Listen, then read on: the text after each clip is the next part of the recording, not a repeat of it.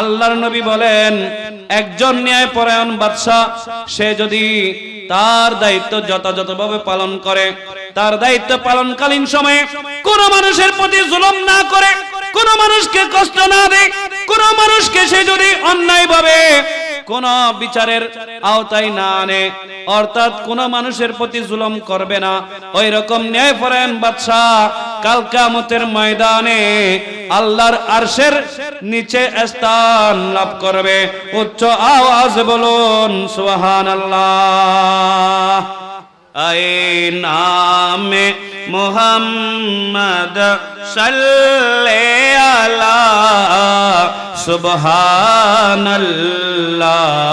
सुबहानल्लाह दे जिसने हमारे दिल को जला, दे जिसने हमारे दिल को जला, सुबहानल्लाह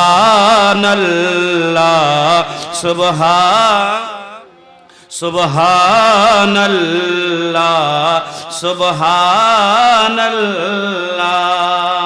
कुरान उठा कर देखे जरा, मालूम तुझे हो जाएगा।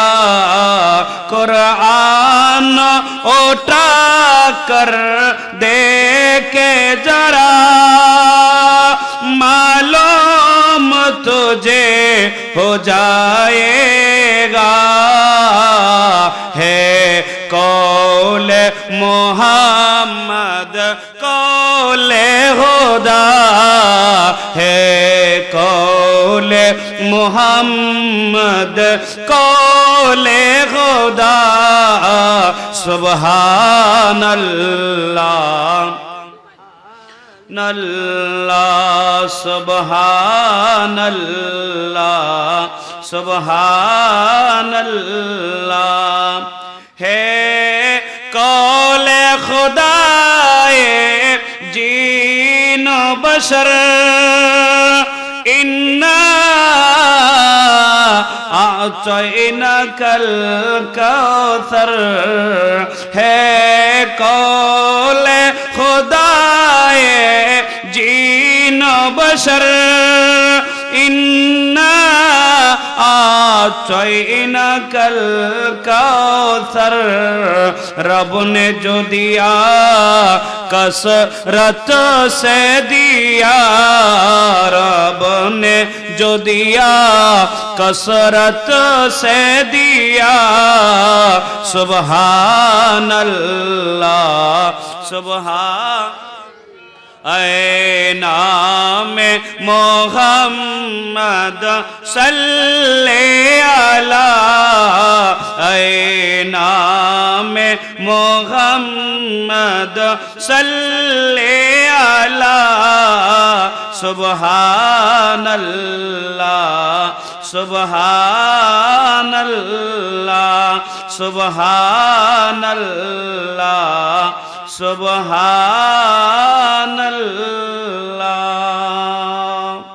আমার আল্লাহ বলেন, ইয়া রাসূলুল্লাহ ইয়া হাবিবাল্লাহ, নবী আমি আপনাকে দুনিয়ার জন্য রহমত হিসেবে প্রেরণ করেছি। উচ্চ আওয়াজ বলুন সুবহানাল্লাহ। ঘোষণাকার আল্লাহর ঘোষণা। আল্লাহ বলেন, নবী গো আমি আপনি নবীকে দুনিয়ার মধ্যে রহমতুল লিল আলামিন করে পাঠিয়েছি। উচ্চ আওয়াজ বলুন সুবহানাল্লাহ। আমার নবী দুনিয়ার জন্য রহমত, আমার নবী হলেন রহমতুল লিল আলামিন। আল্লাহ পাক রব্বুল আলামিন, আল্লাহ পাক হলেন রব্বুল আলামিন, আর আমার নবী হলেন রহমতুল লিল আলামিন। আল্লাহ রব্বুল আলামিন রব্বুল আলামিন, যিনি কায়নাতের রিজিকের দায়িত্ব নিয়েছেন, রব্বুল আলামিন দুনিয়ার মধ্যে যত সৃষ্টি আছে, দুনিয়ার মধ্যে যা কিছু আছে, যত সৃষ্টি আছে, সমস্ত সৃষ্টিকে রিজিকের ব্যবস্থা করেন আল্লাহ। উচ্চ আওয়াজ বলুন সুবহানাল্লাহ। আল্লাহ ছাড়া আর কেউ রিজিক দিতে পারে না,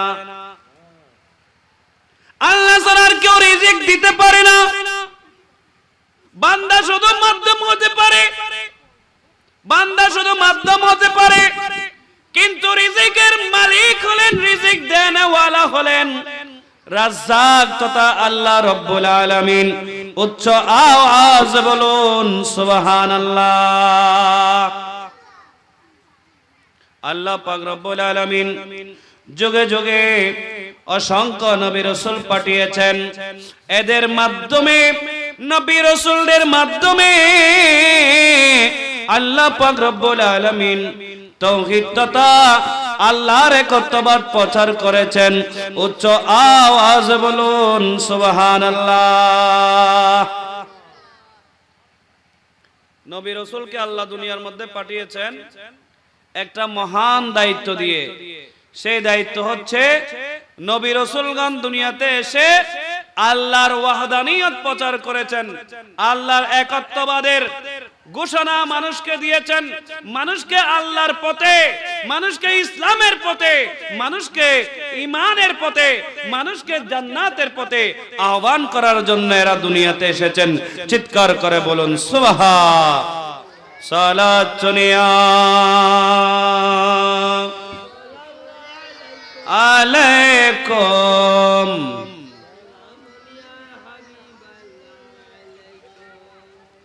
সমস্ত নবী রাসূলগণ আল্লাহর নবী। আল্লাহ পাক নবী রাসূলগণকে দায়িত্ব দিয়েছেন ইসলামের প্রচারের জন্য, তাওহীদের প্রচারের জন্য, একত্ববাদ প্রচার করার জন্য। সমস্ত নবী রাসূলগণ দুনিয়ার মধ্যে এসে মানুষের কাছে এই তাওহীদকে প্রচার করেছেন, ওয়াহদানিয়ত প্রচার করেছেন। মানুষ আল্লাহকে ভুলে গিয়ে মানুষ মূর্তি পূজা করত, মানুষ গাছ পূজা করত, মানুষ চন্দ্রকে পূজা করত, মানুষ সূর্যকে পূজা করত, মানুষ গাভীকে পূজা করত। আর আল্লাহ পাক রব্বুল আলামিন নবী রাসূলদেরকে পাঠিয়েছেন, হে আমার নবী রাসূলরা, তোমরা আমি আল্লাহর প্রতিনিধি, দুনিয়ার মধ্যে যাও। ওই সমস্ত মানুষ যারা আমি আল্লাহকে ভুলে গিয়ে, আমি আল্লাহর ইবাদত ছেড়ে দিয়ে, যারা আমি আল্লাহর ইবাদত বাদ দিয়ে মূর্তি পূজা করে, গাছ পূজা করে, বাঁশ পূজা করে, বিভিন্ন মূর্তি এবং গাছগাছালির এবং পাথরকে পূজা করে, তোমরা তাদের কাছে গিয়ে তাওহীদের ঘোষণা দাও। উচ্চ আওয়াজ বলুন সুবহানাল্লাহ।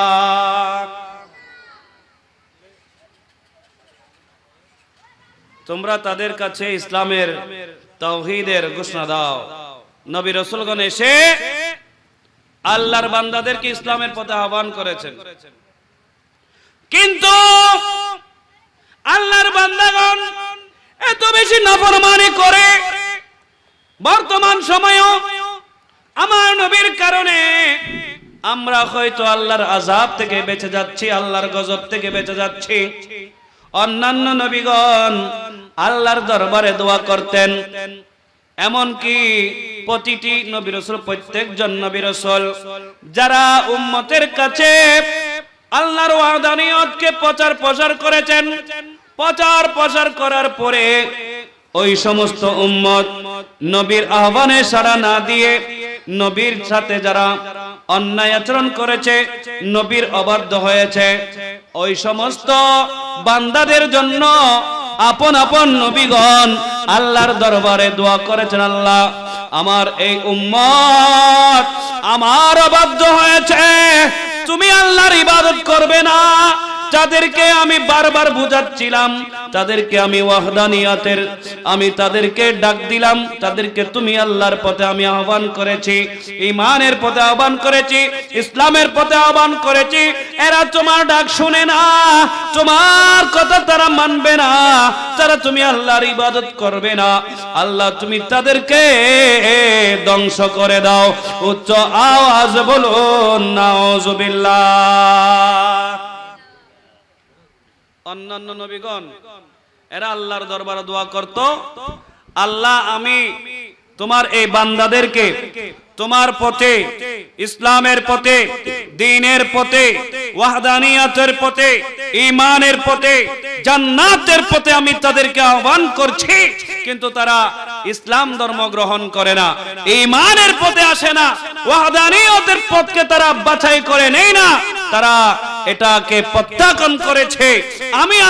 আমি নবী হিসেবে আমাকে প্রত্যাখ্যান করেছে, আমার সাথে শত্রুতা করেছে। চিৎকার করে বলুন নাউযুবিল্লাহ। তখন নবীগণ এরা আল্লাহর দরবারে দোয়া করত, আল্লাহ আমার এই উম্মত তুমি আল্লাহর ইবাদত করবে না, তুমি আল্লাহর ইবাদত করবে না, আমার অবাধ্য হচ্ছে, তোমার অবাধ্য তারা হচ্ছে। তুমি আল্লাহর ইবাদতের প্রতি আমি আহ্বান করে তাদেরকে তোমার পথে আমি ফেরাতে পারছি না, আল্লাহ তুমি তাদেরকে ধ্বংস করে দাও। তাদেরকে কি করে দাও? আমরা যে আল্লাহর নাফরমানি করছি, আমরা দুনিয়াতে আল্লাহর হুকুম হাকাম মান্য করছি না, আল্লাহকে আমরা মানছি না, কিন্তু আল্লাহকে না মানার পরেও আমরা যে দুনিয়ার মধ্যে বেঁচে আছি, বেঁচে আছে নাই? আল্লাহর নামাজ, রোজা, হজ, যাকাত, ইবাদত বন্দেগীর কোনো খবর নাই। আপনি নামাজ পড়েন নাই, কিন্তু রিজিক আছে না নাই? জোরে বলেন রিজিক আছে না নাই? আজকে আপনি ফজরের নামাজ পড়েন নাই, যদি এরকম হতো যারা নামাজ পড়বে না তাদের জন্য রিজিকের ব্যবস্থা থাকবে না। হযরত নূহ আলাইহিস সালাতু ওয়াস সালাম 950 বছর দুনিয়ার হায়াত জিন্দেগি, সেই 950 বছর হায়াতের মধ্যে তিনি তাওহীদের, রিসালাতের ঘোষণা মানুষকে শুনিয়েছেন। ও আমার উম্মতগণ, তোমরা আল্লাহর একত্ববাদের দিকে ফিরে আসো, তোমরা আল্লাহর ইবাদত করো, মূর্তি পূজা ছাড়ো, শিরিক ছাড়ো, তোমরা পাথর পূজা, গাছ পূজা, আল্লাহকে ছাড়া তোমরা অন্য প্রভুকে মানছো, সেগুলো কখনো হক প্রভু নয়, সত্য প্রভু নয়, বরং আল্লাহ এক। এই আল্লাহ দুনিয়া কায়নাত মানুষকে রিজিক সহ যাবতীয় ব্যবস্থা করেন। পৃথিবীর একমাত্র নিয়ন্ত্রণকারী হলো মহান আল্লাহ পাক রব্বুল আলামিন। তোমরা ওই আল্লাহর দিকে ফিরে আসো। উচ্চ আওয়াজ বলুন সুবহানাল্লাহ। 1 বছর নয়, 2 বছর নয়, 100 বছর নয়, লাগাতার নবী নূহ আলাইহিস সালাতু ওয়াস সালাম 950 বছর ইসলামের প্রচার করেছেন, তাওহীদের প্রচার করেছেন, রিসালাতের প্রচার করেছেন। 950 বছর ইসলামের প্রচার প্রসার করার পরে মাত্র 80 জন মানুষকে, 80 জন উম্মতকে তিনি ইসলাম ধর্ম গ্রহণ করাতে পেরেছেন, মুমিন বানাতে পেরেছেন। উচ্চ আওয়াজ বলুন সুবহানাল্লাহ। কয়জন? 950 বছর তিনি ইসলামের প্রচার করেছেন। 950 বছর ইসলামের প্রচার প্রসার করে মাত্র 80 জন ব্যক্তিকে মুসলমান বানিয়েছেন। আল্লাহর দরবারে ফরিয়াদ করেন, ওগো আল্লাহ, তোমার এই সমস্ত বান্দারা তুমি আল্লাহর আদেশ মানে না, আমি নবীর আদেশ মানে না, আমি নবীর অবাধ্য আচরণ তারা করে, তুমি আল্লাহর মাসিয়ত, তুমি আল্লাহর নাফরমানি করে। আল্লাহ তুমি এই সমস্ত বান্দাদেরকে তোমার গজব দিয়ে ধ্বংস করে দাও। উচ্চ আওয়াজ বলুন সুবহানাল্লাহ। তোমার গজব দিয়ে কি করে দাও? নবী দোয়া করছেন উম্মতের জন্য।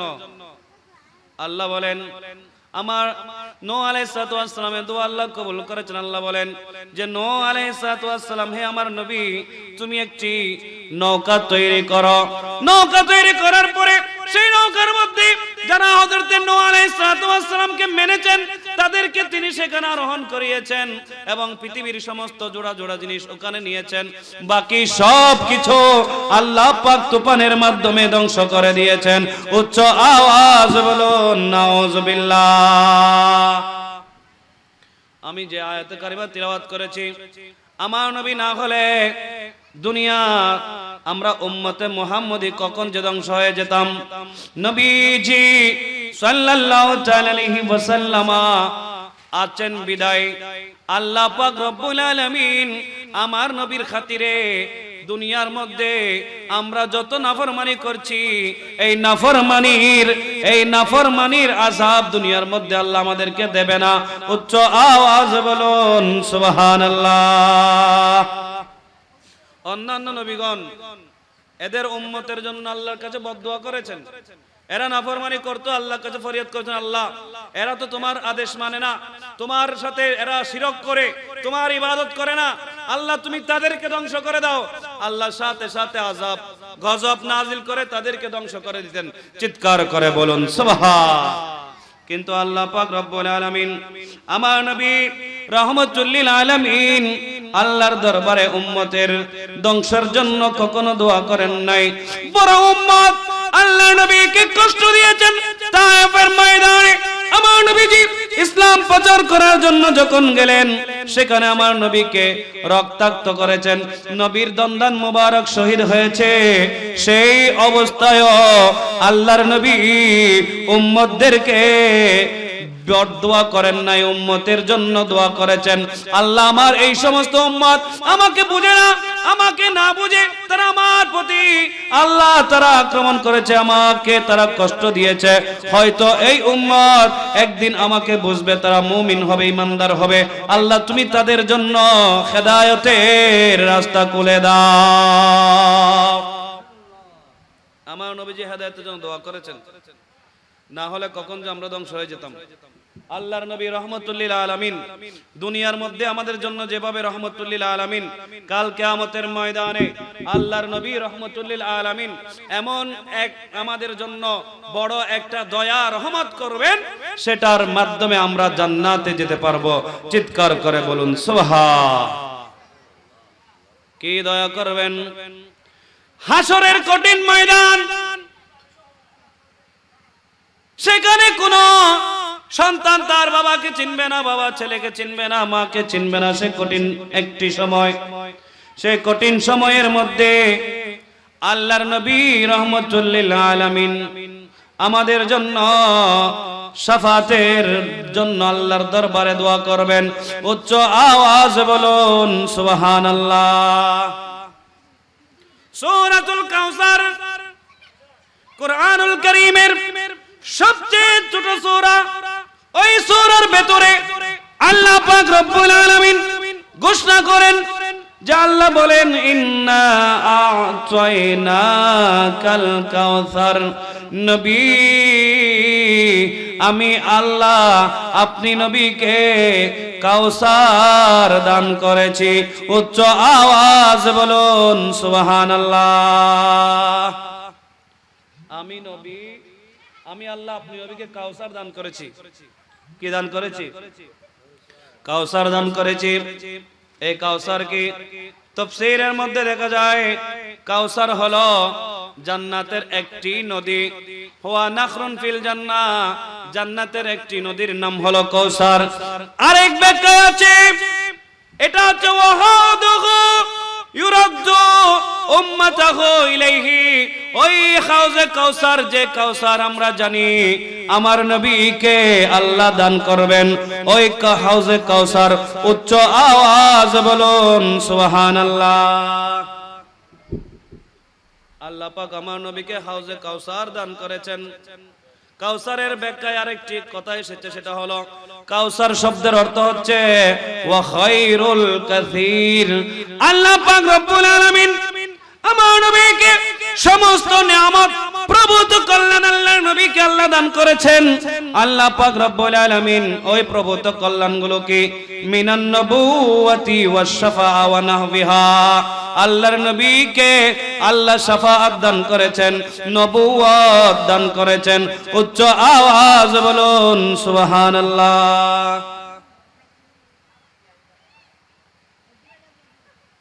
আল্লাহর নবী কিয়ামতের ময়দানে সুপারিশ করবেন উম্মতের জন্য। কিয়ামতের সে কঠিন ময়দান, সেখানে কেউ কারো পরিচয় সেখানে থাকবে না, কেউ কাউকে চিনবে না। মানুষ দুনিয়ার জমিন থেকে যখন তারা উঠবে, হাসরের ময়দানে একত্রিত হবে। আল্লাহ পাক বলেন ইয়াউমা ইয়াকুমুন রূহু ওয়াল মালাইকাতু সাফফান লা ইয়াতাকাল্লামুন, সমস্ত নবীগণ আপন আপন উম্মতদেরকে নিয়ে দাঁড়িয়ে থাকবেন কিয়ামতের ময়দানে। কারো কোনো আওয়াজ হবে না, কথা থাকবে না। আল্লাহর নবী আল্লাহর দরবারে সুপারিশ করবেন। একটা বড় লম্বা হাদিস এসেছে বুখারী শরীফ, মুসলিম শরীফ সহ। হযরতে নবী করিম সাল্লাল্লাহু আলাইহি ওয়াসাল্লাম, এই হাদিস কানা বুখারীর মধ্যে আছে, মুসলিম শরীফের মধ্যে আছে। দুনিয়ার মানুষ কিয়ামতের সে কঠিন মুহূর্তে মানুষকে পাকড়াও করা হবে। মানুষ ওই পাকড়াও থেকে বাঁচার জন্য একজন সুপারিশকারী তালাশ করবে। সুবহানাল্লাহ বলেন। একজন সুপারিশকারী কি করবে? তালাশ করবে। মানুষদেরকে বন্দী করা হবে। মানুষজন সবাই চিন্তা করবে, ওটা নিয়ে তারা চিন্তিত হবে, চিন্তা করবে কিভাবে এই অবস্থা থেকে বের হওয়া যায়। তারা এমন একজন মানুষকে খুঁজবেন, এমন একজন ব্যক্তিকে খুঁজবেন, যারা ওই ব্যক্তিকে খুঁজবেন যে ব্যক্তি তাদেরকে এই কঠিন মুসিবত থেকে উদ্ধার করতে পারেন। উচ্চ আওয়াজ বলুন সুবহানাল্লাহ।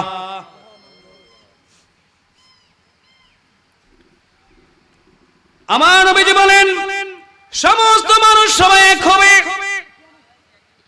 সমস্ত মানুষ একত্রিত হবে। একত্রিত হওয়ার পরে সবাই হযরতে আদম আলাইহিস সালাতু ওয়াস সালামের কাছে যাবে। হযরতে আদম আলাইহিস সালাতু ওয়াস সালামের কাছে গিয়ে বলবে যে হে আমাদের আদি পিতা, আপনি তো আমাদের সকলের আদি পিতা।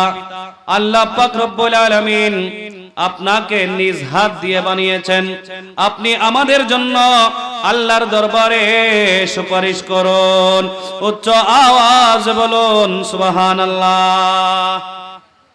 আপনি আমাদের জন্য কি করুন? আল্লাহর দরবার আমাদের জন্য সুপারিশ করুন।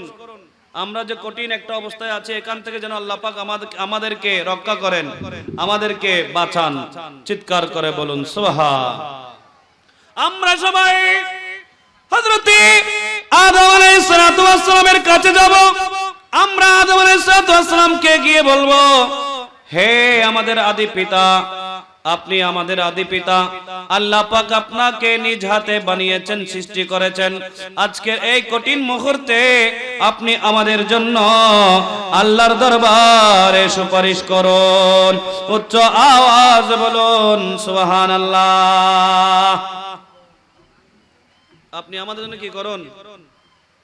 কথা বলেন। আপনি আমাদের জন্য সুপারিশ করুন। হযরতে আদম আলাইহিস সালাতু ওয়াস সালাম বলবে সুপারিশ করার মতো ক্ষমতা আজকে আমার নাই, বরং তোমরা সবাই মিলে হযরতে ইব্রাহিম হযরতে নূহ আলাইহিস সালামের কাছে যাও। হযরতে নূহ আলাইহিস সালামের কাছে যাব। তিনি বলবে আজকে আমার সুপারিশ করার ক্ষমতা নাই, বরং তোমরা হযরতে ইব্রাহিম আলাইহিস সালামের কাছে যাও। ইব্রাহিম আলাইহিস সালামের কাছে যাব। আমরা বলবো হে আমাদের মুসলিম জাতির পিতা, আপনি তো আমাদের মুসলিম জাতির পিতা, আপনি আমাদের জন্য আল্লাহর দরবারে সুপারিশ করুন। উচ্চ আওয়াজ বলুন সুবহানাল্লাহ। সালাত চলিয়া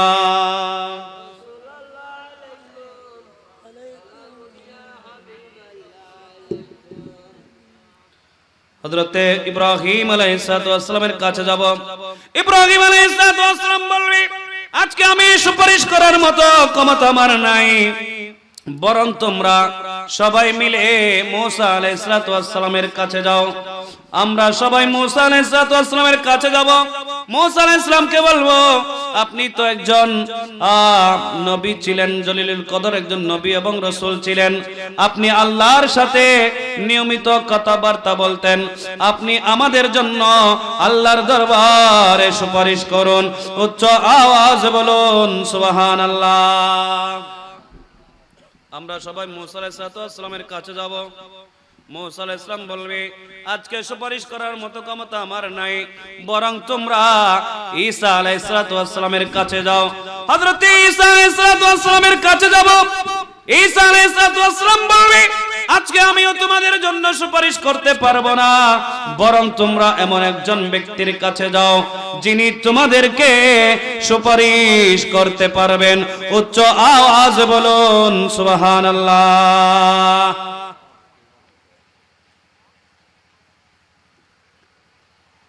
তোমরা এমন একজন ব্যক্তির কাছে যাও যিনি তোমাদেরকে নৈরাশ করবে না, তিনি তোমাদেরকে সুপারিশ করতে পারবেন।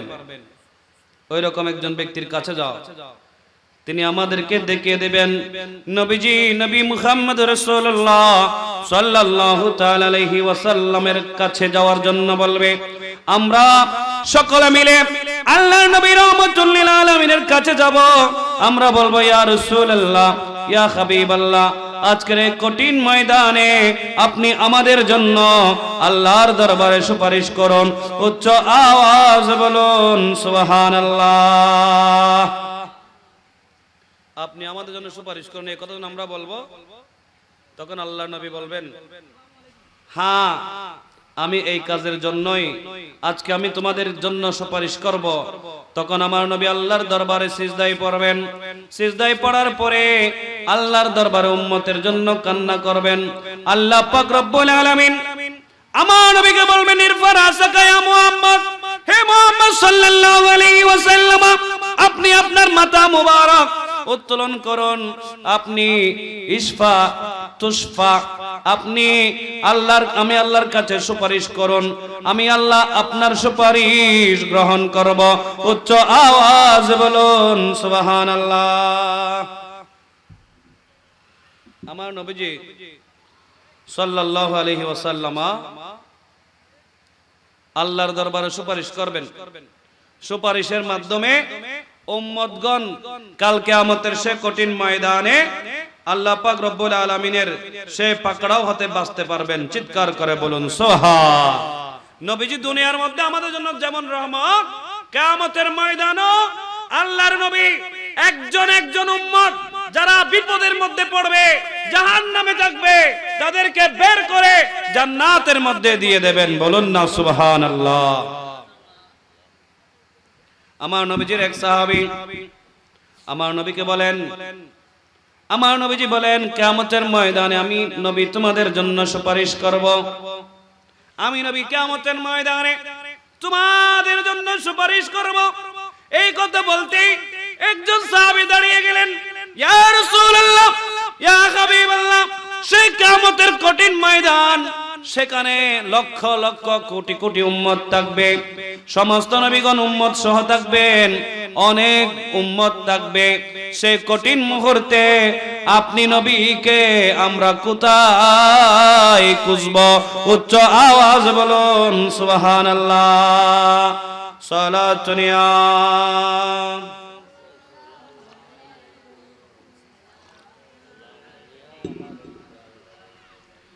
আপনি নবীকে আমরা সেখানে কোথায় খুঁজব? সেখানে তো অনেক উম্মত থাকবে, সমস্ত নবীগণের উম্মত থাকবে, নবীগণ থাকবে, আপনাকে আমরা কোথায় খুঁজে পাবো? তখন আমার নবী বলেন, উম্মত তোমরা আমাকে সেখানে তিনটি জায়গায় খুঁজবে। উম্মত, তোমরা আমাকে সেখানে তিনটি জায়গায় খুঁজবে। এক নম্বর জায়গা হলো ফুলসিরাত। সেই ফুলসিরাতের পারে আমি নবী সেখানে আমার উম্মতগণ বেজে যাবে। ফুলসিরাতের পার, সেটা ফুলসিরাতের ফুল সেটা পার হতে পারবে না। আপনারা সকলে জানেন এবং শুনেছেন, সেই ফুলসিরাতের ফুল, ফুল মানে হচ্ছে ব্রিজ, নিচে জাহান্নাম। ওই ব্রিজটা যদি আপনি পার হতে পারেন, ওই ফুলটা যদি আপনি পার হতে পারেন, তাহলে পার হয়ে আপনি বেহেশতে যাবেন, জান্নাতে যাবেন। আর যদি পার হতে না পারেন, তাহলে জাহান্নামে নিক্ষিপ্ত হবেন, আপনি পড়ে যাবেন। ওই ফুলসিরাতের যে ফুল, সেটি হচ্ছে চুলের চেয়ে চিকন এবং খুরের চেয়ে ধার। আপনারা শুনেছেন, চুল একটি আপনি যদি আলাদা করেন, সেটা কি মোটা না চিকন? একটা চুল এটা চোখে দেখা যায়, ঠিক আছে, কিন্তু সেই চুলের উপর দিকে আপনি পার হতে পারবেন? কিন্তু কিয়ামতের ময়দানে মুমিন মুসলমান যারা দুনিয়াতে আল্লাহকে যথাযথভাবে মেনেছে, আল্লাহর নবীকে মেনেছে, আল্লাহর রাসূলকে আনুগত্য করেছে, আল্লাহর হুকুম আহকাম যথাযথভাবে মেনেছে, ওই নেককার মুসলমানগণ ওই ফুলসিরাতের পারে, এটা ফুলসিরাতের ফুল যেটা আছে সেটা মুহূর্তের মধ্যে পার হয়ে যাবে। উচ্চ আওয়াজ বলুন সুবহানাল্লাহ। ফুলসিরাতের ফুল পারে যাবে। আমার নবী বলেন, ওই ফুলসিরাতের ফুলে, ওই ফুলসিরাতের পারে আমার উম্মতগণ সেখানে আটকা পড়বে। সেখানে আমার উম্মতগণ তারা পার হতে পারবে না। আর আমি নবী সেই ফুলসিরাতের পারে দাঁড়িয়ে দাঁড়িয়ে আমার উম্মত একজন একজন করে আমি তাদেরকে ওই ফুলসিরাতের পার পার করে দেব। উচ্চ আওয়াজ বলুন সুবহানাল্লাহ। আমার নবী বলেন, তোমরা আমাকে সর্বপ্রথম ওই ফুলসিরাতের পারে খুঁজবে। সেখানে যদি আল্লাহর নবী এই কথা যখন বলেছেন আমি ফুলসিরাতের পারে থাকবো, ওই সাহাবী আমার নবীকে বলেন, ইয়া রাসূলুল্লাহ, আমরা যদি আপনাকে ওই ফুলসিরাতের পারে না পাই, তাহলে আপনাকে আমরা কোথায় খুঁজব? এরপরে আমার নবী বলেন, হে আমার উম্মত, তোমরা আমাকে মিজানের পাল্লার কাছে পাবে। উচ্চ আওয়াজ বলুন সুবহানাল্লাহ। ফুলসিরাতের পারে খুঁজবে এক নম্বর। সেখানে যদি আমি নবীকে তোমরা না পাও, তাহলে তোমরা মিজানের পাল্লায় যাবে। মিজানের পাল্লায় আমার উম্মতের আমলনামা ওজন করা হবে, মাপা হবে। এই আমার উম্মতের আমলনামা যখন ওজন করা হবে, সেখানে আমার উম্মত এরা হয়তো আমলের কমতির কারণে তারা সেখানে আটকা পড়তে পারে, তারা সেখানে বিপদে পড়তে পারে। আমি নবী সেই মিজানের পাল্লাই থাকবো। আমি নবী আমার উম্মতকে একজন একজন করে ওই মিজানের পাল্লার বিপদ থেকে উদ্ধার করব। উচ্চ আওয়াজে বলুন সুবহানাল্লাহ। তাহলে দুইটি বিপদ গেল। এরপরে ওই সাহাবী বলেন, ইয়া রাসূলুল্লাহ, ইয়া হাবিবাল্লাহ, যদি আমরা আপনি নবীকে মিজানের পাল্লায়ও যদি আপনি নবীকে আমরা না পাই, তাহলে আমরা আপনাকে কোথায় খুঁজব? তখন আমার নবী বলেন, তোমরা আমাকে সর্বপ্রথম ফুলসিরাতের পারে খুঁজবে। সেখানে না পেলে তোমরা মিজানের পাল্লায় খুঁজবে। সেখানেও যদি তোমরা না পাও, তাহলে 3 নম্বর একটি জায়গা আছে। সেই জায়গাটা হচ্ছে হাউজে কাউসারের পার। সেই হাউজে কাউসারের মধ্যে তোমরা আমি নবীকে খুঁজবে। উচ্চ আওয়াজ বলুন সুবহানাল্লাহ। হাউজে কাউসারের মধ্যে আমাকে খুঁজবে। হাউজে কাউসার সেটা কি? আল্লাহর নবীকে দান করেছেন এমন একটা নিয়ামত, অন্য কোন নবীকে আল্লাহ পাক দেন নাই। আল্লাহ পাক আমার নবীকে এমন অনেকগুলো নিয়ামত দিয়েছেন যেটা অন্য কোন নবীকে দেন নাই। এইরকম একটা নিয়ামতের নাম হচ্ছে হাউজে কাউসার। সেই হাউজে কাউসার সেটা এমন একটা পানির ফোয়ারা, পানির ফোয়ারা, যে পানিগুলো হলো আপনার দুধের চেয়ে সাদা, মধুর চেয়ে মিষ্টি। চিৎকার করে বলুন সুবহান। শুধু তাই নয়, সেই পানি দুধের চেয়ে সাদা হবে, মধুর চেয়ে মিষ্টি হবে, এবং সেই পানির ঘ্রাণ মেশক আম্বরের চেয়ে বেশি হবে। সেই পানি যখন নাকে দেওয়া হবে, এত বেশি সুঘ্রাণ, মেশক আম্বরের চেয়ে সুঘ্রাণ বেশি হবে। আমার নবী বলেন, ওই পানি যেই উম্মত একবার পান করবে, ওই উম্মতের জীবনেও আর কখনো সে পিপাসার্ত হবে না, পানির তৃষ্ণা লাগবে না। উচ্চ আওয়াজে বলুন সুবহানাল্লাহ। আমার নবী বলেন, আমি এই 3 জায়গায় ছাড়া অন্য কোন স্থানে থাকবো না। হয়তো আমি ফুলসিরাতের পারে থাকবো, না হয় আমি মিজানের পাল্লায় থাকবো, না হয় আমি ওই হাউজে কাউসারের মধ্যে থাকবো। তোমরা আমি নবীকে কিয়ামতের ময়দানে এই 3 জায়গার যে কোনো এক জায়গায় পাবে, কারণ এই 3 জায়গায় আমার উম্মতগণ বিপদে পড়বে।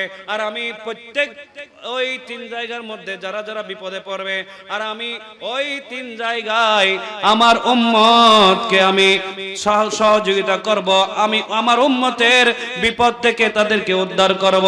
উচ্চ আওয়াজ বলুন সুবহানাল্লাহ।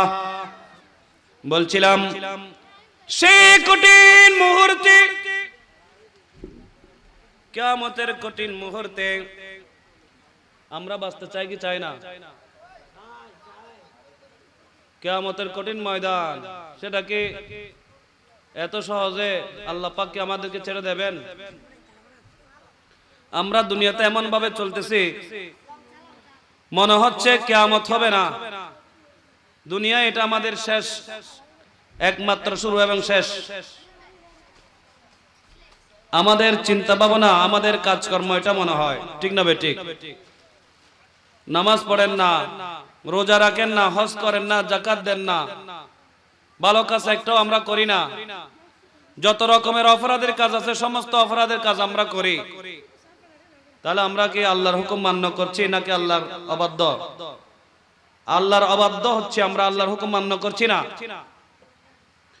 কিয়ামতের সেই কঠিন মুহূর্তে আল্লাহর নবী বলছেন, 7 শ্রেণীর মানুষ আছে যারা দুনিয়াতে এই 7 শ্রেণীর যে কোনো এক শ্রেণী যদি হতে পারে, তাহলে আল্লাহ পাক রব্বুল আলামিন তাদেরকে কিয়ামতের ময়দানে সেখানে আল্লাহর আরশের নিচে ছায়ায় স্থান দান করবেন। চিৎকার করে বলুন সুবহান।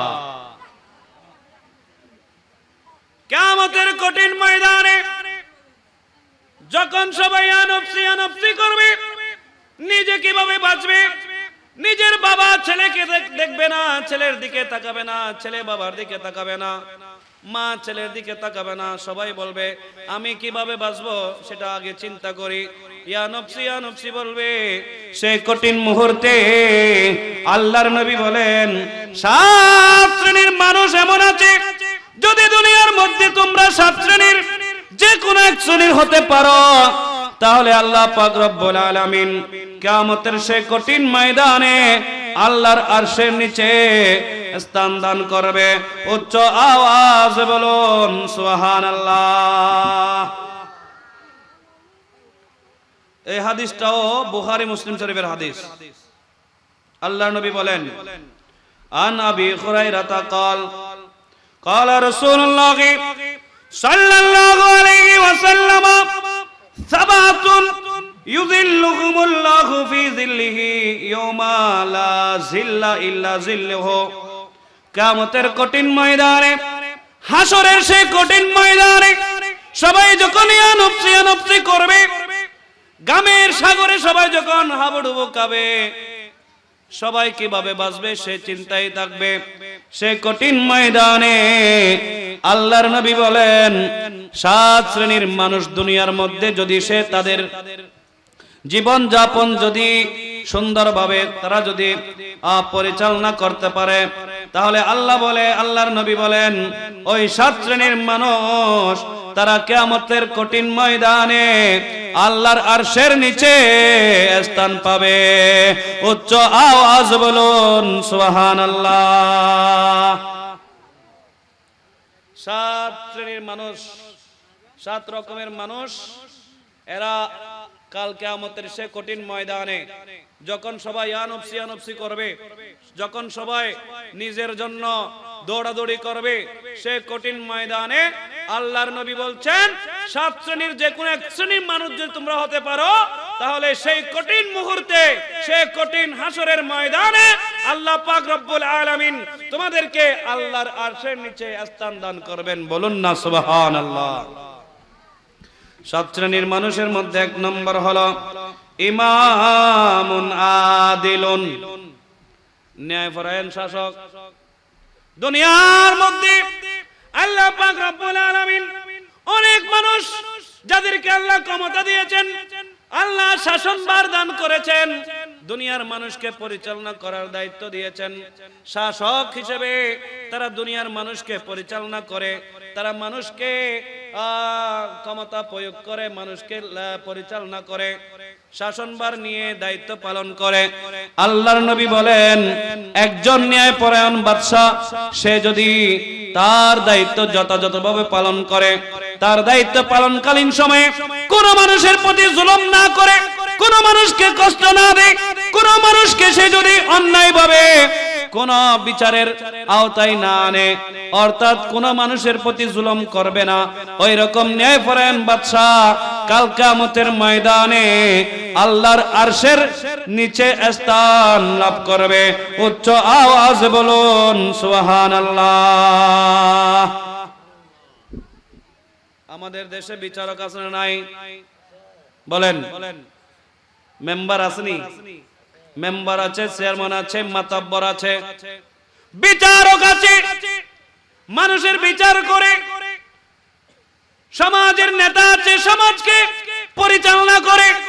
আল্লাহর নবী বলেন, ওই সমস্ত মানুষ যারা সমাজের দায়িত্ব নেয়, মানুষের প্রতি জুলুম করে, এদের ওই জুলুমের জন্য আল্লাহর দরবারে তাদেরকে জবাবদিহিতা করতে হবে। উচ্চ আওয়াজ বলুন সুবহানাল্লাহ। আমার নবী বলেন, আলা সাবধান সাবধান, কুল্লুকুম রাইন, তোমরা সকলে দায়িত্ববান, ওয়া কুল্লুকুম মাসউলুন আন রায়াতিহি, আর তোমরা প্রত্যেকে নিজেদের দায়িত্ব সম্পর্কে জবাবদিহিতা তোমাদের করতে হবে। উচ্চ আওয়াজ বলুন সুবহানাল্লাহ। আমার নবী বলেন, ক্ষমতা এটা আল্লাহর পক্ষ থেকে, কেউ ক্ষমতা চেয়ে নেবে না, আমাকে ক্ষমতা দাও, আমাকে ক্ষমতা দাও, এরকম কেউ চেয়ে নেবে না। চেয়ে নিলে সেখানে কোনো বরকত থাকবে না। আল্লাহর নবী বলেন, তোমার উপর যদি মানুষে তোমাকে দায়িত্ব দেয়, তাহলে সেখানে ওই দায়িত্বের মধ্যে আমি আল্লাহর পক্ষ থেকে রহমত এবং বরকত পাওয়া যাবে। উচ্চ আওয়াজ বলুন সুবহানাল্লাহ। কিন্তু আমরা দেখি আমাদের দেশে যারা ক্ষমতাবান, যারা ক্ষমতা নেয়, যারা ক্ষমতা পায়, ক্ষমতা পাওয়া মাত্র তারা তার অধীনস্থ কর্মকর্তা কর্মচারী অথবা সাধারণ মানুষের উপর জুলুম নিপীড়ন শুরু করে দেয়। উচ্চ আওয়াজ বলুন নাউজুবিল্লাহ। আমার নবীর জীবনী থেকে আমাদেরকে শিক্ষা গ্রহণ করতে হবে। আমার নবীর অন্যতম একজন সাহাবী হযরতে আনাস বিন মালিকুল আনসারী, আনাস ইবনে মালিক আল আনসারী, তিনি আমার নবীর সাহাবী। আমার নবীর সাহাবী হযরত আনাস তিনি বর্ণনা করছেন, তিনি বলছেন আমার নবীর খাদেম ছিলেন, আমার নবীর খেদমত করছেন। নবীজি আমার মক্কা থেকে যখন মদিনায় হিজরত করছেন, হযরতে আনাস রাদিয়াল্লাহু তাআলা তিনি মদিনার মানুষ। কোথাকার মানুষ? মদিনার মানুষ। হযরতে আনাস রাদিয়াল্লাহু তাআলা আনহুর আম্মা জান গুমাইসা বিনতু মিলহান, তিনি হযরত আনাসকে আমার নবীর প্রেম মহব্বত ভালোবাসা শিক্ষা দিলেন। যখন ওনার বয়স একেবারে কচি বয়সে, অল্প বয়সে, ছোট বাচ্চা ছিলেন, আমার নবীর মহব্বত ভালোবাসা শিখিয়ে দিলেন। তিনি বললেন, নবী মুহাম্মদ রাসূলুল্লাহ সাল্লাল্লাহু তাআলা আলাইহি ওয়াসাল্লামের ভালোবাসাই হচ্ছে ঈমান। আমার নবীর মহব্বত ভালোবাসা শিক্ষা দিলেন। হযরত আনাস রাদিয়াল্লাহু তাআলা আনহু মদিনার মানুষ, মদিনার অধিবাসী, তিনি বলছেন আমাকে হযরত নবী মুহাম্মদ রাসূলুল্লাহ সাল্লাল্লাহু তাআলা আলাইহি ওয়াসাল্লামের ভালোবাসা শিক্ষা দিলেন আমার মা যখন আমাকে আমার নবীর কথা বললেন, তিনি বলছেন আমি আমার নবীকে দেখি নাই, আমার নবীকে না দেখে আমার কান চোখের আগে নবীর প্রেমে পড়ে গেছে, চোখের আগে আমার কান নবীর প্রেমে পড়ে গেছে। অর্থাৎ আমার নবীকে না দেখে আমার নবীর কথা শুনে তিনি আমার নবীর জন্য দিওয়ানা হয়ে গেল। নবীর প্রেমের কথা শুনেছেন, নবীর মহব্বতের কথা শুনেছেন, শুনে তিনি পাগল হয়ে গেছেন। তিনি বলতে লাগলেন আমি আমার নবীর কথা শুনেছি, নবীর কথা শুনে আমি আর থাকতে পারছি না। আমি যদি মদিনা শরীফ থেকে মক্কায় চলে যেতে পারতাম তাহলে আমার নবীকে আমি খুব দ্রুত সময়ে দেখতাম, অথবা মক্কা থেকে যদি আমার নবী আমাদের মদিনা শরীফে চলে আসতেন তাহলে আমরা মদিনায় থাকার কারণে আমার নবীকে দেখতে পেতাম। উচ্চ আওয়াজ বলুন সুবহানাল্লাহ।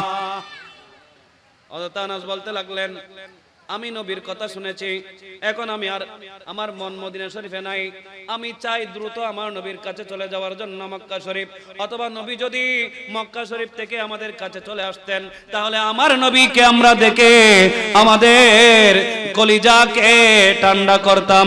উচ্চ আওয়াজ বলুন সুবহানাল্লাহ। এই ঘটনার কয়েকদিন পরে মদিনা শরীফের মধ্যে একটা খবর ছড়িয়ে পড়েছে যে নবী মুহাম্মদ রাসূলুল্লাহ সাল্লাল্লাহু আলাইহি ওয়াসাল্লাম এবং হযরতে আবু বকর সিদ্দিক রাদিয়াল্লাহু তাআলা ওনারা মক্কা থেকে মদিনার দিকে হিজরত করছেন। উচ্চ আওয়াজ বলুন সুবহানাল্লাহ। মদিনার মানুষ কেমন পাগল ছিলেন আমার নবীর জন্য। হিজরতের কথা শুনেছেন নবীজি এবং সাহাবা হযরত সিদ্দিক আকবর, ওনারা দুজন মদিনার পথ ধরেছেন, মদিনার দিকে আসতেছেন। এটা শোনার পরে মদিনার মানুষগণ প্রতিদিন ঘর থেকে বের হয়ে মেন রোডের দিকে চলে যেত, যেখানে মদিনার প্রবেশ পথ সেখানে চলে যেত। তারা সেখানে গিয়ে আমার নবীর জন্য অপেক্ষা করত। এরা বলতো হয়তো আজকে নবী আসবে, সবাই চলে যেত। এভাবে একদিন নয়, দুই দিন নয়, কয়েকদিন পর্যন্ত এভাবে মানুষগণ আমার নবীকে রিসিভ করার জন্য ওই মদিনার প্রবেশ পথে চলে যেত। তাদের সাথে হযরতে আনাস রাদিয়াল্লাহু তাআলা আনহু ছিলেন। উচ্চ আওয়াজ বলুন সুবহানাল্লাহ। হযরত আনাস রাদিয়াল্লাহু আনহু তাদের সাথে ছিলেন। উনি যেতেন আবার ফিরে আসতেন, আমার নবী আসতো না। নবীর জন্য সবাই কিভাবে অধীর আগ্রহ অপেক্ষা কিভাবে করছেন দেখেন। সবাই মদিনার প্রবেশ পথে যেতেন, হয়তো নবী এখন আসতেছে মনে হয়, সবাই আমার নবীকে রিসিভ করার জন্য যেতেন। তখন দিন শেষে দেখা যায় নবী আসে নাই, আবার তারা চলে যেত। এভাবে একদিন নয়, দুই দিন নয়, কয়েকদিন পরে দেখা গেল নবী রাহমাতুল লিল আলামিন এবং সিদ্দিক আকবর রাদিয়াল্লাহু তাআলা আনহু সত্যি সত্যি মদিনা শরীফের মধ্যে তাশরিফ এনেছেন। উচ্চ আওয়াজ বলুন সুবহানাল্লাহ। তালা আল বাদরু আলাইনা মিন সানিয়াতিল ওয়াদা ওয়াজাবা শুকরু আলাইনা মাদা লিল্লাহিদা। মদিনা শরীফের আবাল বৃদ্ধ বনিতা সমস্ত পুরুষগণ সবাই ঘর থেকে বের হয়ে গেল এবং যারা ছোট ছোট ছেলে ছিল তারা ঘর থেকে বের হয়ে গেল। আবার মদিনা শরীফের মহিলারা এবং ছোট ছোট বালিকা মেয়েরা সবাই ছাদের উপর উঠে আমার নবীর আগমনকে, আমার নবী মদিনা শরীফ যে আসতেছেন সেই আগমনকে তারা ইতিহাসের ঐতিহ্যবাহী একটা দিন হিসেবে স্মরণীয় করার জন্য তারা সবাই আমার নবীকে ইস্তিকবালিয়া দিয়ে এই নাটিয়া এটা পাঠ করতে লাগলো। উচ্চ আওয়াজ বলুন সুবহানাল্লাহ। হযরত আনাস রাদিয়াল্লাহু তাআলা আনহু আমার নবীর প্রেম তিনি তার আম্মাজানের কাছ থেকে শুনেছেন। শোনার পরে আমার নবীজি যখন মদিনায় তশরিফ আনলেন, হযরতে আম্মাজান গুমাইসা বিনতু মিলহান হযরতে আনাসের মা, তিনি আমার নবীর দরবারে গেলেন। ইয়া রাসূলুল্লাহ, ইয়া হাবিবাল্লাহ, মক্কা মদিনা শরীফের কোন মানুষ, কোন পুরুষ এবং মহিলা এমন নাই, অর্থাৎ সমস্ত মানুষ, সমস্ত পুরুষ এবং মহিলা আপনাকে কিছু না কিছু তোফা দিয়েছেন, হাদিয়া দিয়েছেন, আপনাকে তোফা দিয়েছেন, গিফট দিয়েছেন, উপহার দিয়েছেন। কিন্তু আমি গুমাইসা বিনতু মিলহান, আমার কাছে আপনি নবীকে দেওয়ার মতো কোন উপহার, কোন হাদিয়া আমার কাছে নাই।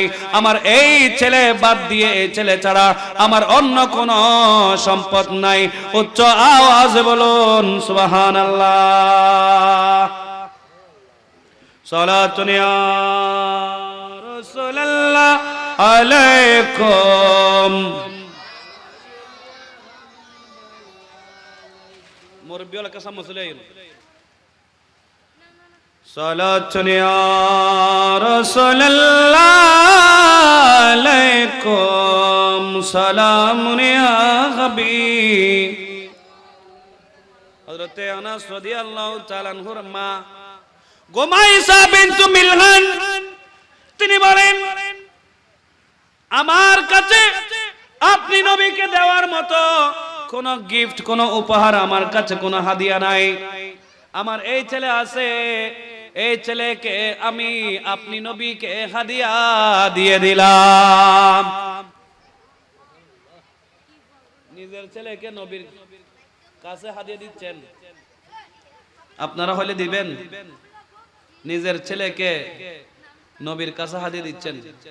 তিনি বলেন, ইয়া রাসূলুল্লাহ, ইয়া হাবিবাল্লাহ, আমার কাছে আপনি নবীকে দেওয়ার মতো কোনো হাদিয়া নাই। আমার এই ছেলে আছে, আমি আমার এই ছেলেকে আপনি নবীর জন্য হাদিয়া হিসেবে দিলাম। উচ্চ আওয়াজে বলুন সুবহানাল্লাহ। তখন হযরতে আনাস রাদিয়াল্লাহু তাআলা, ওনাকে হাদিমুর রাসূল বলা হয়। তিনি আমার রাসূলের ভালোবাসা পেয়েছেন, আমার রাসূলের মহব্বত পেয়েছেন, ভালোবাসা পেয়েছেন, বৈশিষ্ট্যে তিনি বৈশিষ্ট্যমণ্ডিত হয়েছেন।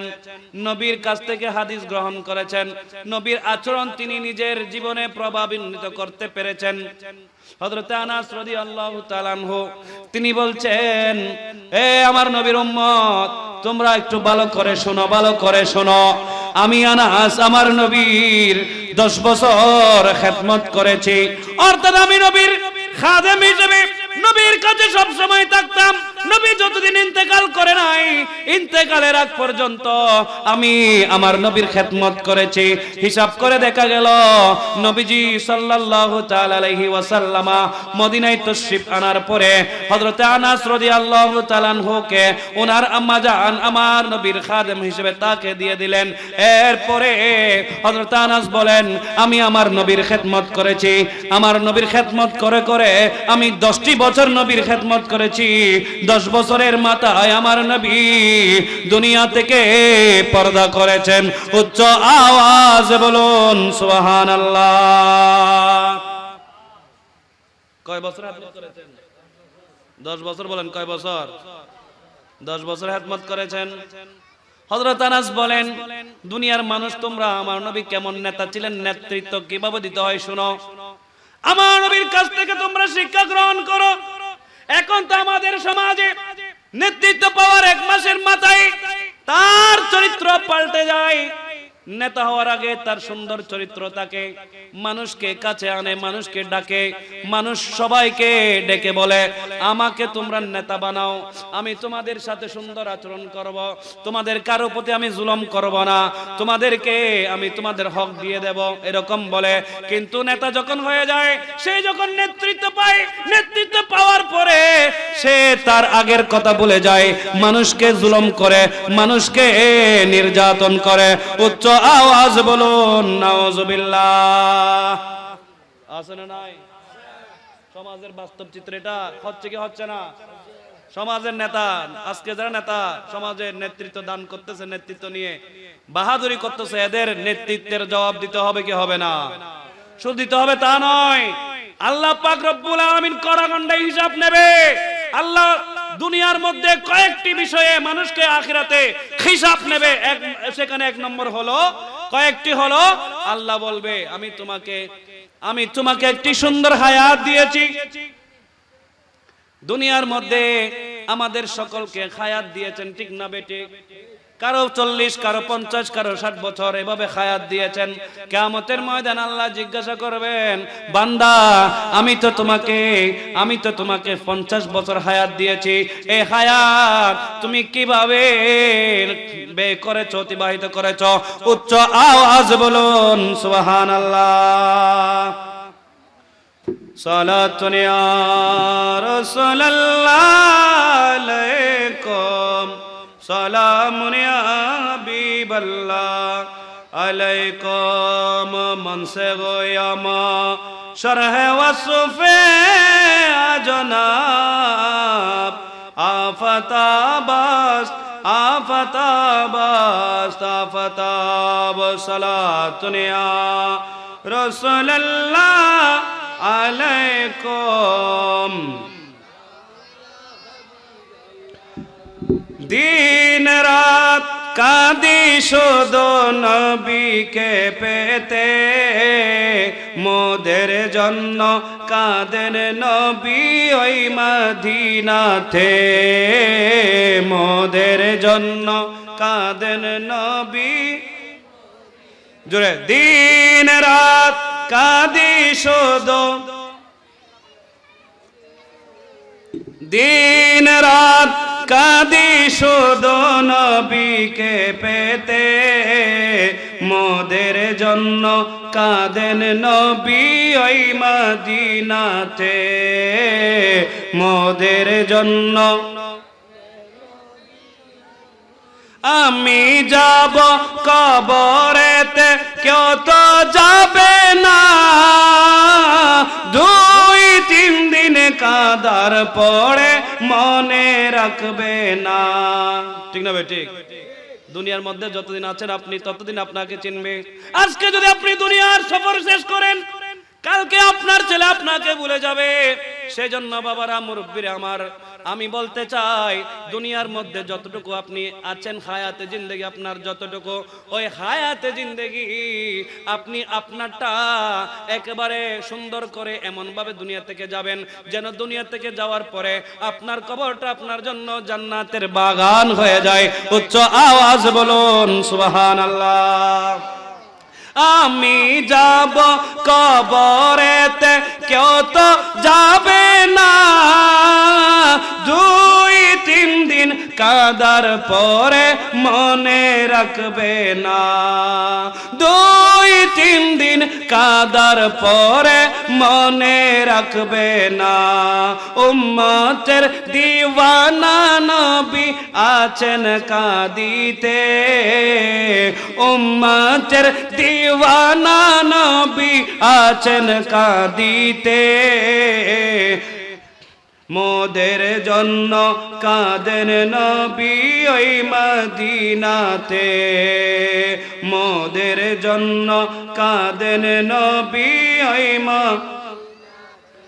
এমন দয়াল নবীকে কেউ কি ভুলিতে পারে, আমায় তুমি রাখো নবী দয়ার নজরে, এমন দয়াল নবীকে কেউ বলিতে পারে, আমায় তুমি রাখো তোমার দয়ার নজরে। জান্নাতে রাখিও নবী তোমার খিদমতে, জান্নাতে রাখিও নবী তোমার খিদমতে, মোদের জন্য কাঁদেন নবী ওই মদিনাতে, মোদের জন্য কাঁদেন নবী ওই মদিনাতে। সালাতুন আলাইকুম, সালামুন ইয়া হাবিব বলছিলাম আল্লাহ নবী বলেন দুনিয়ার মধ্যে ওই বাদশা ওই শাসক সে যদি ইসলাম এবং নবী সাল্লাল্লাহু তাআলা আলাইহি ওয়াসাল্লামকে যথাযথভাবে অনুসরণ অনুকরণ করার মাধ্যমে তার শাসন কার্য সে যদি পরিচালনা করে, ন্যায় নীতিবান যদি সে চলাফেরা করতে পারে, চলতে পারে, ক্ষমতা পাওয়ার পরে সে মানুষের সাথে যদি দুর্ব্যবহার জুলুম নির্যাতন না করে, কোরআন হাদিস তথা সে যদি আল্লাহ এবং তার রাসূলকে যথাযথভাবে মেনে চলে, আল্লাহর নবী বলেন ওই শাসক ওই বাদশা কিয়ামতের ময়দানে আরশের নিচে স্থান পাবে। উচ্চ আওয়াজ বলুন সুবহানাল্লাহ।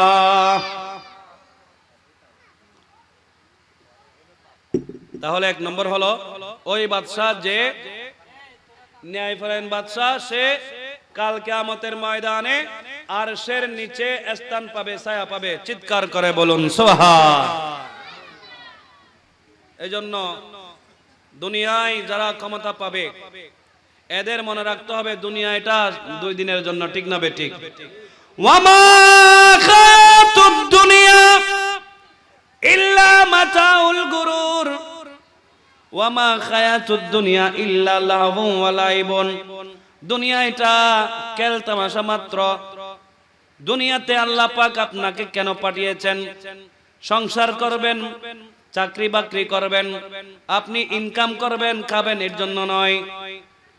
আমরা তো দুনিয়াতে আল্লাহ পাক আমাদেরকে পাঠিয়েছেন কি উদ্দেশ্যে সেটা ভুলে গেছি। আমরা এমন ভাবে দুনিয়াতে আছি মনে হচ্ছে আল্লাহ আমাদেরকে শুধু খাওয়া দাওয়ার জন্য, দুনিয়াতে সংসার করার জন্য পাঠিয়েছেন, ঠিক না বেঠিক?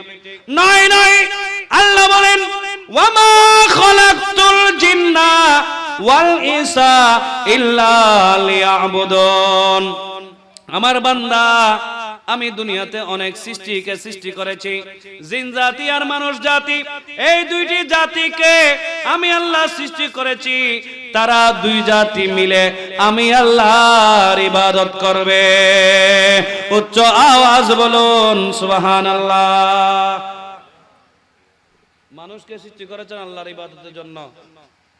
এই কথা আমি বলছি না, কোরআন বলছে। কে বলছে? কোরআনে বলছে। এই যে আজকে আমরা মাহফিলের আয়োজন করছি, মাহফিল আপনারা এসেছেন, কেন এসেছেন?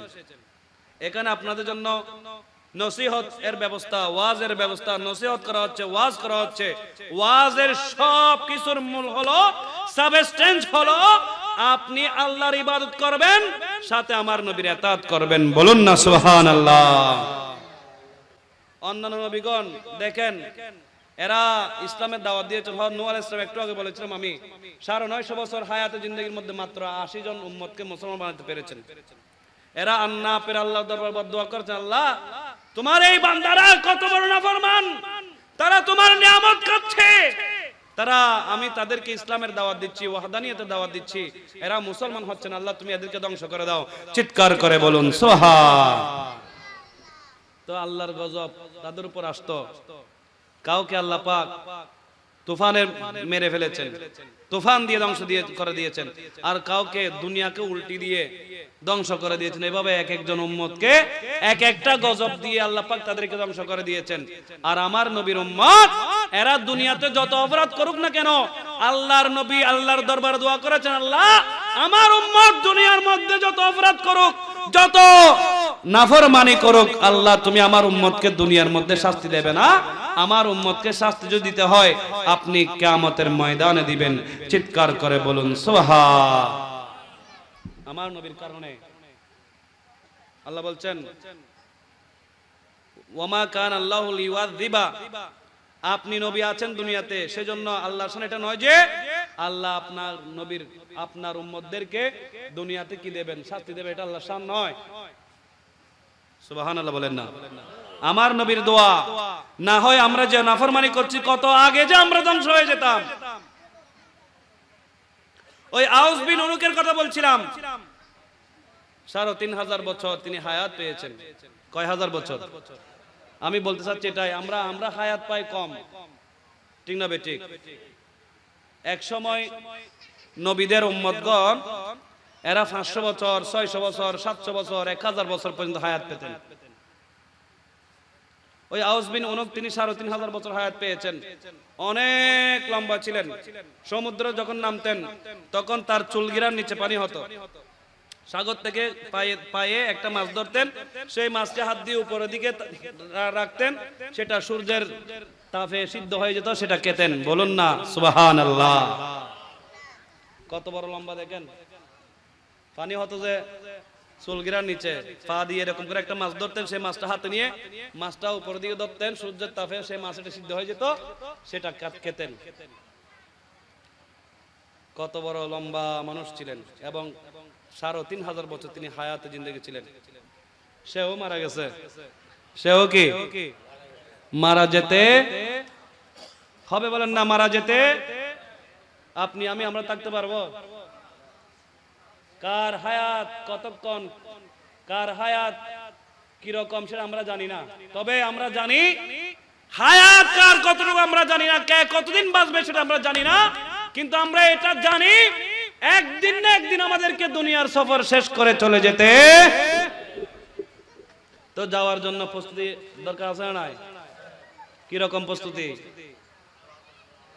টাকা পয়সা, দুনিয়া থেকে আপনি যাওয়ার সময় টাকা পয়সা, ধন দৌলত সব কিছু আপনি রেখে যেভাবে এসেছেন, খালি যেভাবে এসেছেন একা, সেভাবে আপনাকে একা যেতে, আপনাকে মহব্বত করে ভালোবাসে, আপনার ছেলে আপনার জন্য জান দিতে প্রস্তুত, আপনার মেয়ে আপনাকে পছন্দ করে ভালোবাসে, আপনার ছেলে আপনাকে ভালোবাসে, কিন্তু আপনি যখন ইন্তেকাল করবেন, আপনি যখন দুনিয়া সফর শেষ করবেন, তখন আপনার ওই ছেলে বলবে, দ্রুত আমার বাবার দাফন কার্য সম্পন্ন করো।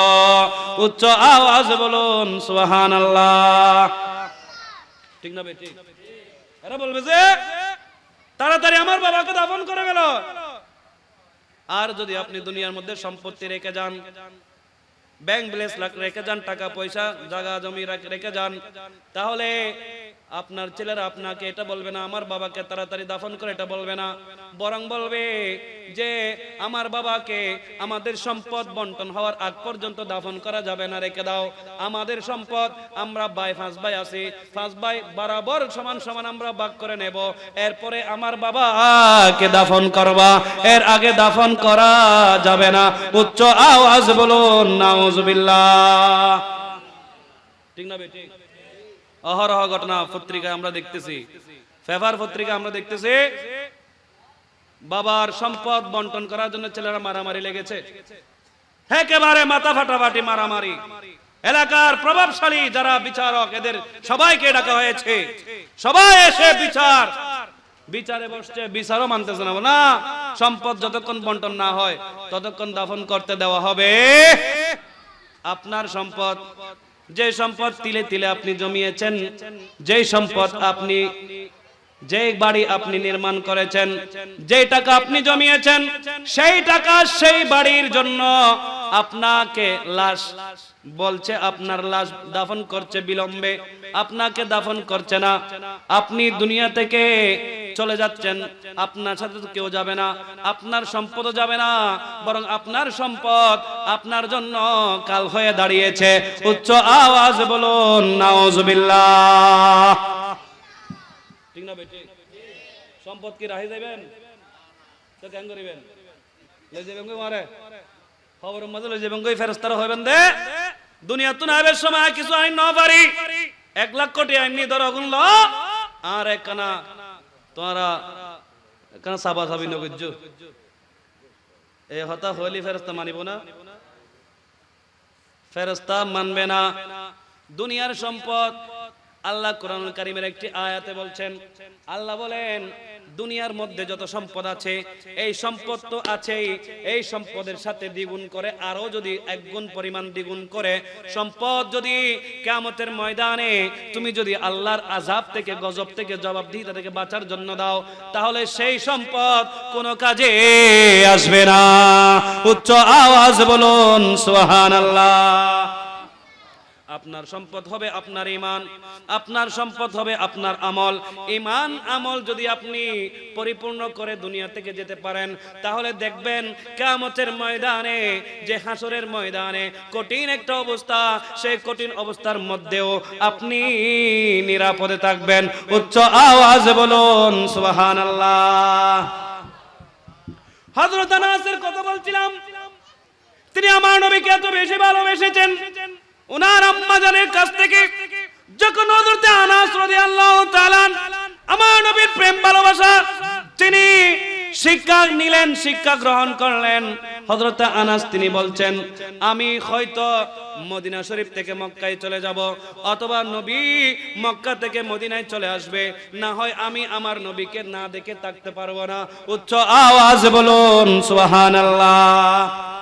হযরত আনাস রাদিয়াল্লাহু তাআলা আনহুর আম্মা জান আমার নবীর কাছে হযরত আনাসকে নিয়ে গিয়ে বলছেন যে ইয়া রাসূলুল্লাহ, মদিনার সমস্ত মানুষ, সমস্ত পুরুষ এবং মহিলা আপনাকে কিছু না কিছু উপহার দিয়েছে, গিফট দিয়েছে, কিন্তু আমি আনাসের মা, আমার কাছে আপনি নবীকে গিফট দেওয়ার মতো, উপহার দেওয়ার মতো আমার কাছে কিছু নাই। আমার এই সন্তান আছে, এই সন্তানকে আমি আপনি নবীর জন্য গিফট হিসেবে, উপহার হিসেবে, হাদিয়া হিসেবে আমি আপনি নবীকে দিতে চাই। উচ্চ আওয়াজ বলুন সুবহানাল্লাহ। আমি আপনি নবীকে কি করতে চাই? হাদিয়া দিচ্ছে দেখি, আমরা হাদিয়া দিলে কোন একটা জিনিস দিই, কিন্তু হযরতে গুমাইসা বিনতু মিলহান, গুমাইসা বিনতু মিলহান হযরতে আনাস রাদিয়াল্লাহু তাআলা আনহুর আম্মা জান, উনি আমার নবীকে বলছেন ইয়া রাসূলুল্লাহ, আমার এই ছেলেকে আপনি নবীর জন্য আমি গিফট হাদিয়া দিলাম। উচ্চ আওয়াজে বলুন না সুবহান। আমি আমার এই ছেলেকে আপনি নবীকে হাদিয়া দিয়েছি। হযরত আনাস বলেন, আমি একদিন নয়, দুই দিন নয়, আমার নবীর ইন্তেকাল হওয়া পর্যন্ত আমার নবীর খেদমত আমি করেছি। আমার নবীর ইন্তেকাল হয়ে গেল, আর আমি খেদমত করলাম কতদিন? আমি হিসাব করে দেখলাম 10 বছর। কয় বছর?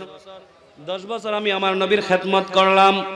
এই 10 বছর খেদমত করতে গিয়ে আমি একদিন আমার নবী আমাকে বলছেন, একটা কাজে পাঠিয়েছেন, ওই কাজের মধ্যে তুমি যাও। হযরত আনাস তিনি বলেন, আমি যুবক বয়সের ছিলাম, আমি ওই কাজের জন্য যাচ্ছিলাম। যাওয়ার পথে দেখলাম আমার কিছু সহপাঠী তারা খেলাধুলা করছে।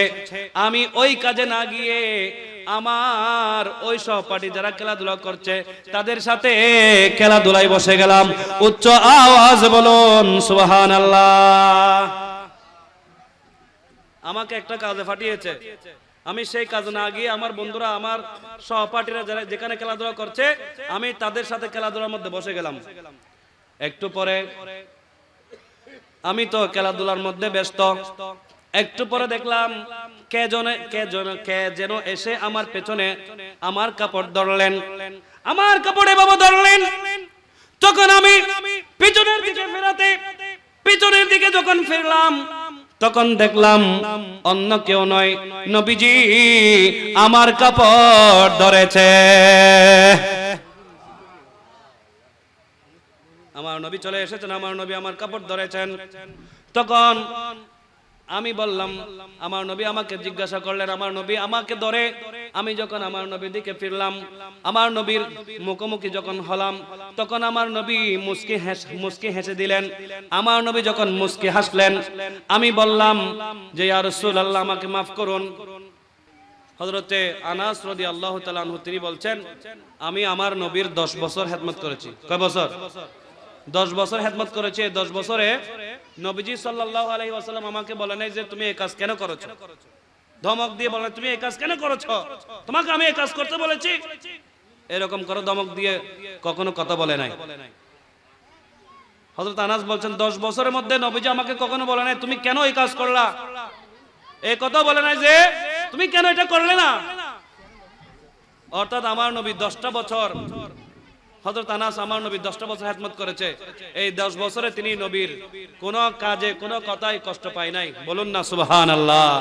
আর আমাদের সমাজে আমরা যদি কোন আমাদের অধীনস্থ কোন কর্মকর্তা থাকে, কোন আপনার আমাদের অধীনে আমাদের আন্ডারে যারা কাজ করে এরকম কর্মচারী কর্মকর্তা থাকলে আমরা তাদেরকে ধমক নয়, তাদেরকে মারি, নির্যাতন করি, গায়ে হাত তুলি, ঠিক না ঠিক?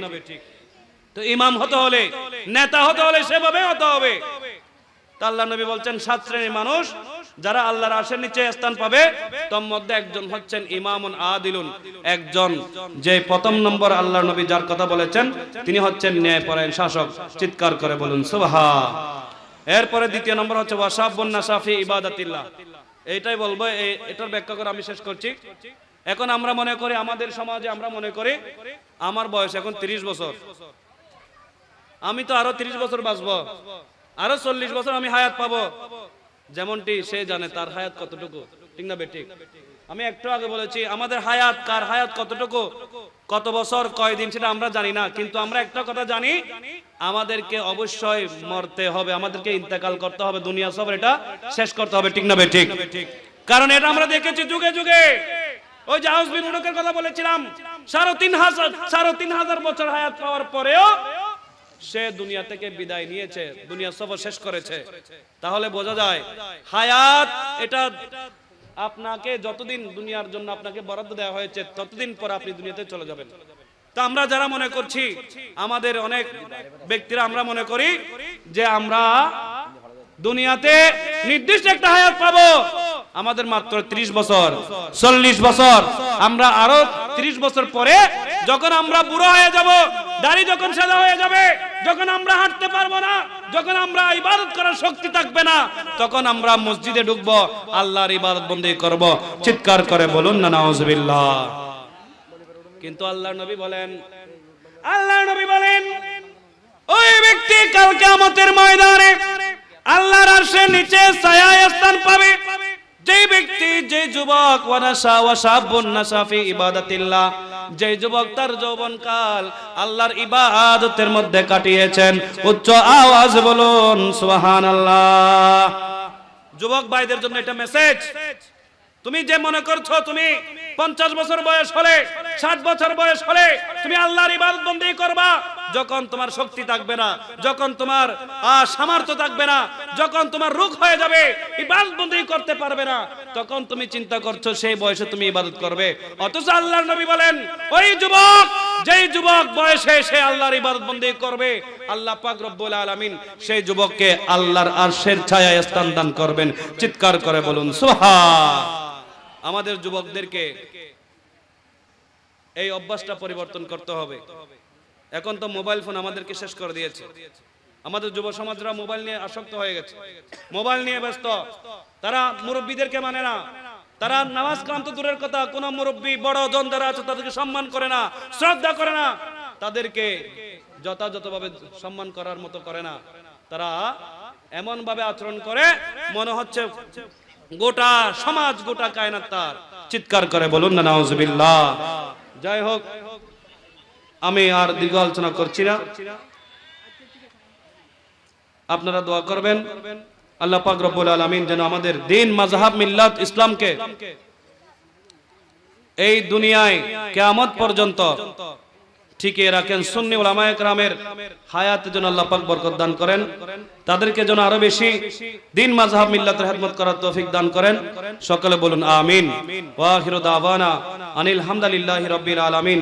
আসসালামু আলাইকুম ওয়া রাহমাতুল্লাহি ওয়া বারাকাতুহু।